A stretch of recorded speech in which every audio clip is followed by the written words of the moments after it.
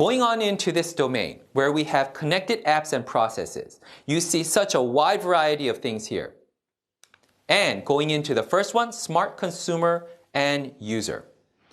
Number one, we have facilitative reality. Google Glass and Microsoft, these other companies supporting these various products. What do you mean by this? We're talking about augmented reality. We're talking about mixed reality or partial virtual reality combined techniques such that you can provide guidance to where to go, entertainment on wherever and whenever you want it and need it. That's what we're talking about here as in terms of facilitative reality. Then we have connected homes. Connected homes is a concept where the IoT modules within your home are connected to a cloud that is being monitored and supported by whatever support services you want. This may be linked to things like what type of food supplies am I lacking in my refrigerator or in my cabinet space. I would like that to be automatically ordered and the supplies to be delivered to my home. When the supplies are delivered to my home, I may not be at home, so I want them to be stored in a secure place that has the right temperature control and pressure and humidity control until I get home to take them out and put them into the cabinet or my refrigerator when I want to do it, based upon the convenience that fits my schedule. And that's what we're talking about having connected homes, smart homes. Then we're talking about connected cars. Connected cars, what more can I say? On autonomous vehicles, smart cars that drive around themselves, or even if they don't drive around themselves, then you are driving it, but various techniques such that support you from not going out to wrong places.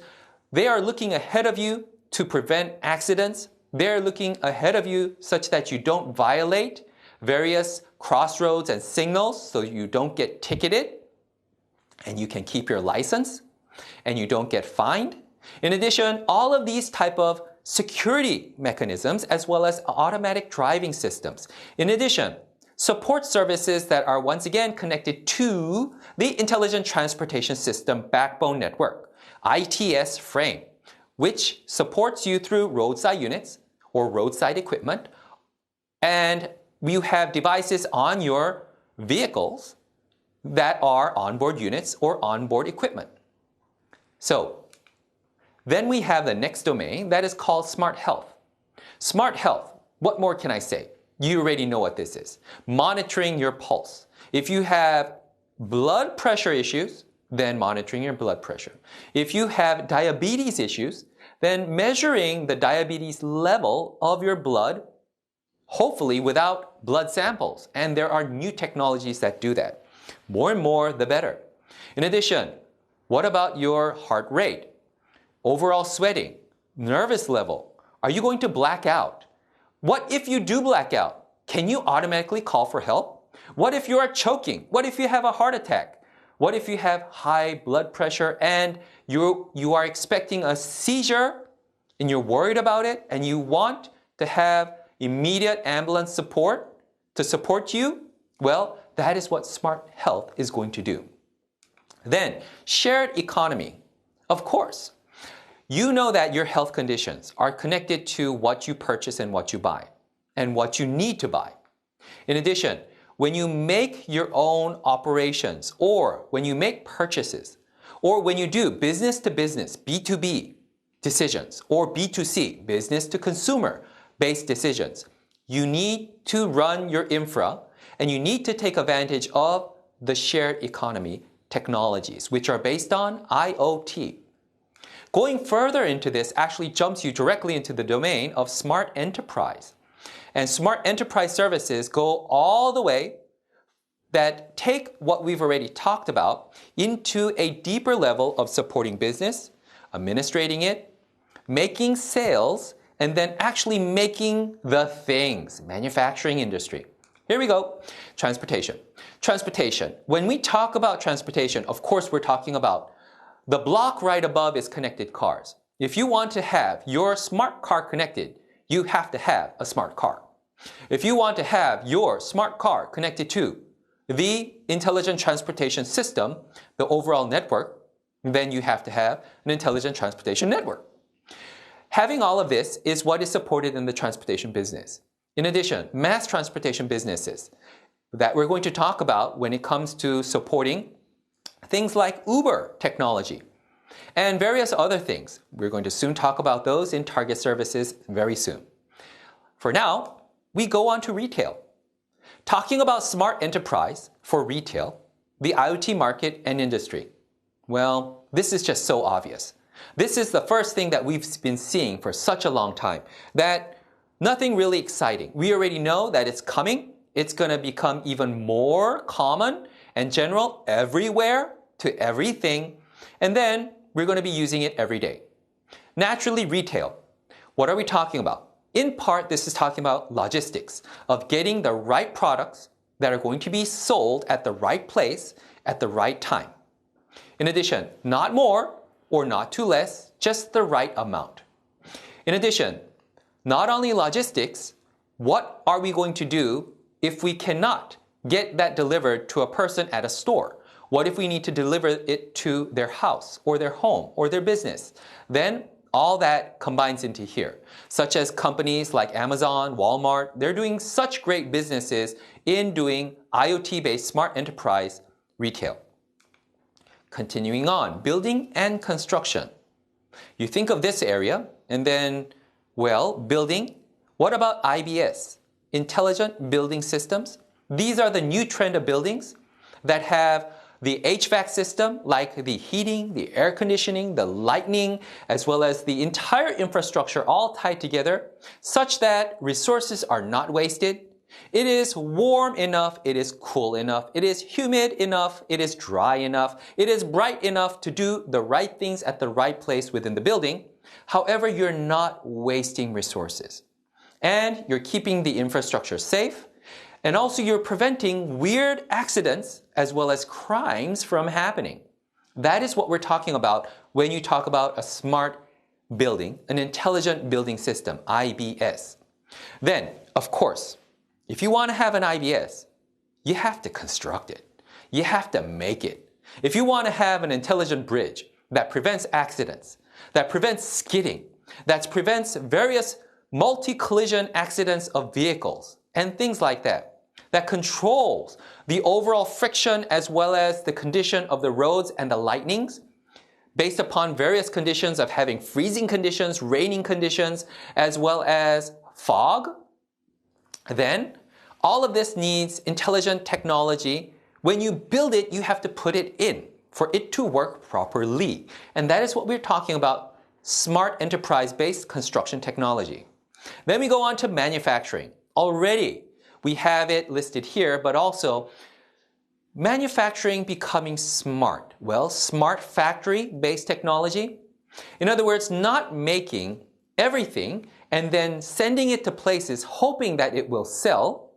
Why not just make everything exactly customized to what users want and then have it delivered to their home within a few days in a perfect matching with additional accessories added to it that perfectly fit their needs and their desires. Then you can save time, effort, and material of making things that will not be sold, so you can prevent waste of resources. You can prevent waste of storage area, because once you make something that doesn't sell, you're going to have to save it somewhere in a storage area until you can sell it at a dumping price, at a super sale. Well, how do I avoid all of that? Typically manufacturing. Smart manufacturing is what this is talking about. Then we go into oil, gas, and energy. Of course. Energy consumption. Smart meters. Not the original gas and electricity meters that you're talking about, that are just analog, that are just showing what's going to happen, what has been done is recorded. No. Actually making predictions of future usages. Controlling the amount, making sure that you don't waste energy. Having these smart meters connected to your home, connected to your business, connected to the rooms is basically what we're talking about. In addition, oil and gas. Think of it this way. Electricity is a little bit easier to turn on and turn off.